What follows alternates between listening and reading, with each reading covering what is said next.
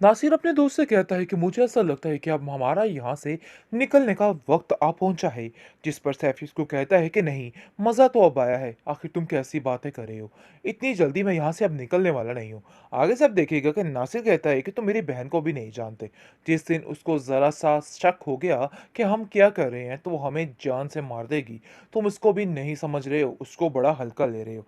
जिस पर आप देखेंगे कि शादी कहती है कि पता नहीं क्यों मुझे तुम्हारी हरकतें कुछ मशकूक लगती हैं। जिस पर साफ-साफ कह देता है औरंगज़ेब कि मैं तो तुम्हें पहले ही कहता था कि ये लड़का बिल्कुल भी ठीक नहीं और फिर दोबारा से तुम्हें कोई फट्टी चढ़ाने के लिए आया है। लेकिन तुम हो कि तुम्हें मेरी बात की कोई समझ नहीं आती है। पता नहीं क्या हो गया है तुम्हें, अपने दिमाग को ठीक कर लो। क्यों तुम अपने आप को ऐसे बार-बार हलकान कर रही हो और इस लड़के पे यकीन कर रही हो? इस पर यकीन करने का कोई भी फ़ायदा नहीं। बस ये बात तो तय है कि ये कभी भी तुम्हारा सगा नहीं हो सकता है, कभी भी तुम्हारा साथ नहीं दे सकता। ये बात तुम जान लो और अच्छे तरीके से ही जान लो। लेकिन आप देखेंगे शाज़ी कहती है कि मेरी भी मजबूरी है। मैं जानती हूँ हर बात को, लेकिन इन सब चीज़ों के बावजूद ये सब कुछ करना मेरी मजबूरी बनता जा रहा है। इसके अलावा और कुछ भी नहीं है, क्योंकि मैं जानती हूँ कि बाबा जी के अलावा मेरे हालात कोई भी ठीक नहीं कर सकेगा। मुझसे छुटकारा दिलाने के लिए इन लोगों से सिर्फ़ और सिर्फ़ बाबा जी की ही ज़रूरत है।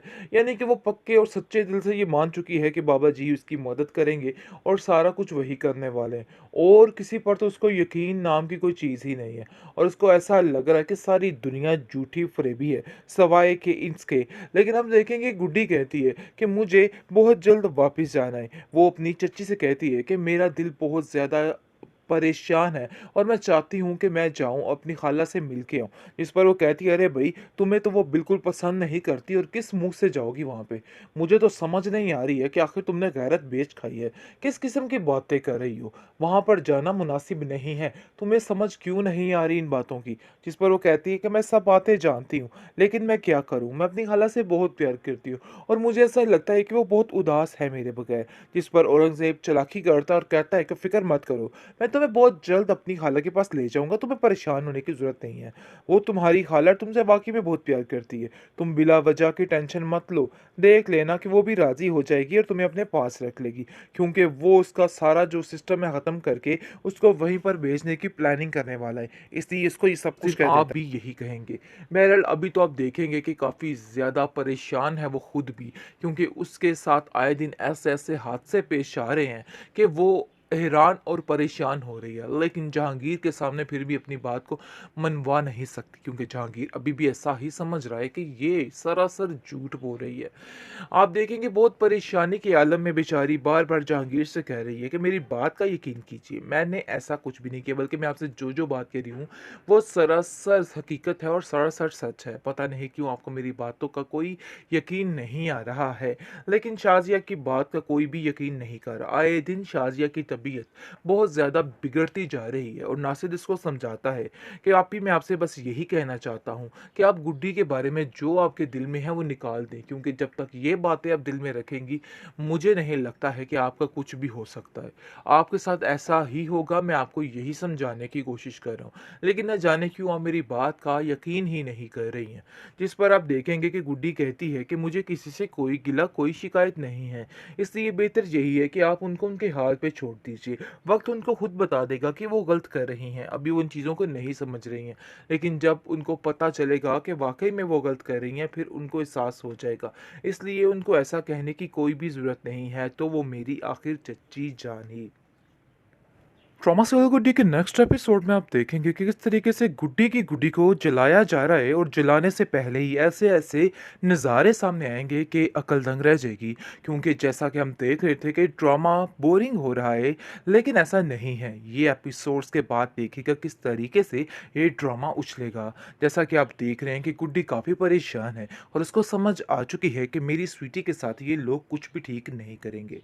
बहरहाल आप देखेंगे कि दूसरी तरफ बहुत ज़्यादा जहांगीर परेशान परेशान है क्योंकि जैसे ही वो देखेगा कि उसके पैसे यहाँ पे नहीं हैं, तो काफ़ी ज़्यादा हैरान हो जाएगा और कहेगा कि मैं इस मामले की तह तक जाऊँगा। हमज़ा कहता है कि मुझे किसी पे शक है क्योंकि वो जानता है कि सोनी के अलावा ये काम कोई भी नहीं कर सकता है। वो ऐसा कर सकती है और कुछ भी कर सकती है। वो कहता है कि मुझे किसी पर कोई यकीन नहीं है। लेकिन जी आप देखेंगे जैसे ही ये सारा मामला सामने आएगा, तो आगे से सोनी जो है वो दूसरों पे इल्ज़ाम तराशी करना शुरू हो जाएगी और कहेगी कि मैंने ऐसा कुछ नहीं किया है, हो सकता है हमज़ा ने ही खुद ये सब कुछ किया हो।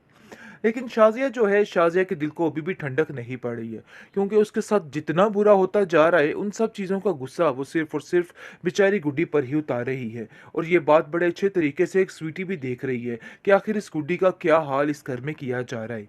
लेकिन आप देखेंगे फ़ातिमा आंटी गुड्डी से कहती है कि गुड्डी तुम उन लोगों के साथ कैसे रह सकती हो? वो लोग तुम पर इतना ज़ुल्म करते हैं, इतना बुरा-भला कहते हैं, आखिर तुम्हारा इतना जिगरा कहाँ से आया? कैसे तुम इनकी ये कड़वी कसीली बातों को बर्दाश्त कर लेती हो? मुझे तो इस बात की समझ नहीं आती। जिस पर गुड्डी कहती है कि मेरे पास और कोई ठिकाना नहीं और कोई ऑप्शन नहीं है।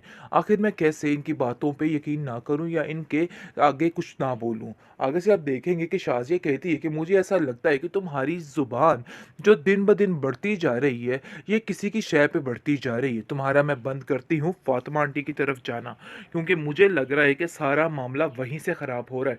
जिस पर गुड्डी कहती है कि वो तो मुझे कुछ भी नहीं कहती है। मैं तो सिर्फ़ पढ़ने के लिए जाती हूँ और पढ़ाई की बातें करके ही वापस आ जाती हूँ। लेकिन पता नहीं क्यों आपको ऐसा लग रहा है कि जैसे मैं उनसे साथ आपके बारे में कुछ बातें करती हूँ। ऐसा कुछ भी नहीं है। जहांगीर कहता है कि क्यों बिला वजह बच्ची को हर वक़्त डाँट-डपट करती रहती हो? बस कर दो भई, छोड़ दो उसकी जान, क्यों उसके पीछे हाथ धो के पड़ चुकी हो?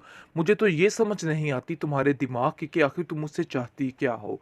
पता नहीं क्यों उसके पीछे ही तुम पड़ चुकी हो। आगे से शाज़िया कहती है कि जिस दिन आपको पता चलेगा ना कि ये लड़की क्या है, तो उस दिन आप भी यही कहेंगे। बहरहाल अभी तो आप देखेंगे कि काफ़ी ज़्यादा परेशान है वो खुद भी, क्योंकि उसके साथ आए दिन ऐसे-ऐसे हादसे पेश आ रहे हैं कि वो हैरान और परेशान हो रही है। लेकिन जहांगीर के सामने फिर भी अपनी बात को मनवा नहीं सकती, क्योंकि जहांगीर अभी भी ऐसा ही समझ रहा है कि ये सरासर झूठ बोल रही है। आप देखेंगे बहुत परेशानी के आलम में बेचारी बार-बार जहांगीर से कह रही है कि मेरी बात का यकीन कीजिए, मैंने ऐसा कुछ भी नहीं किया, बल्कि मैं आपसे जो-जो बात कह रही हूँ, वो सरासर हकीकत है और सरासर सच है। पता नहीं क्यों आपको मेरी बातों का कोई यकीन नहीं आ रहा है। लेकिन शाज़िया की बात का कोई भी यकीन नहीं कर रहा। आए दिन शाज़िया की तबीयत बहुत ज़्यादा बिगड़ती जा रही है और नासिर इसको समझाता है कि आप ही मैं आपसे बस यही कहना चाहता हूँ कि आप गुड्डी के बारे में जो आपके दिल में है वो निकाल दें, क्योंकि जब तक ये बातें आप दिल में रखेंगी, मुझे नहीं लगता है कि आपका कुछ भी हो सकता है। आपके साथ ऐसा ही होगा, मैं आपको यही समझाने की कोशिश कर रहा हूँ। लेकिन न जाने क्यों आप मेरी बात का यकीन ही नहीं कर रही हैं। जिस पर आप देखेंगे कि गुड्डी कहती है कि मुझे किसी से कोई गिला, कोई शिकायत नहीं है। इसलिए बेहतर यही है कि आप उनको उनके हाल पे छोड़ दीजिए। वक़्त उनको खुद बता देगा कि वो गलत कर रही हैं। अभी वो इन चीज़ों को नहीं समझ रही हैं।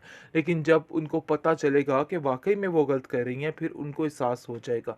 इसलिए उनको ऐसा कहने की कोई भी ज़रूरत नहीं है, तो वो मेरी आखिर चच्ची जान ही।